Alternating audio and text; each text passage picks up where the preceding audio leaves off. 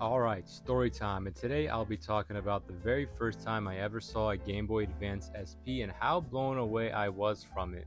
Growing up, I had a Game Boy Color and a Game Boy Advance, but if there's one thing about both handhelds that everybody disliked, and you know what I'm about to bring up, is the screen itself. There was no backlight on the screen for either handheld. And yes, it was always a huge problem for me because you were never able to see the damn screen, meaning you had to buy an attachment, a weird looking attachment, so light could shine onto your screen. It was one of the biggest flaws with both handhelds, in my opinion.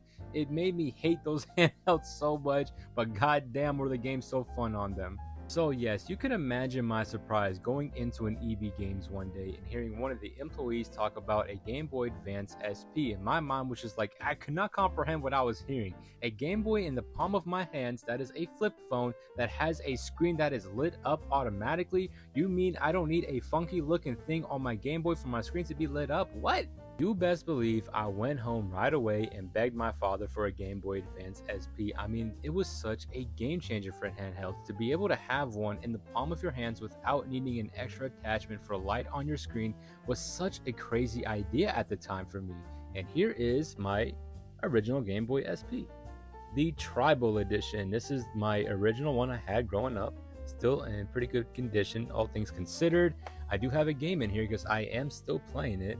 I have Alleyway in here. That is currently what I am going through right now, and it is a great time.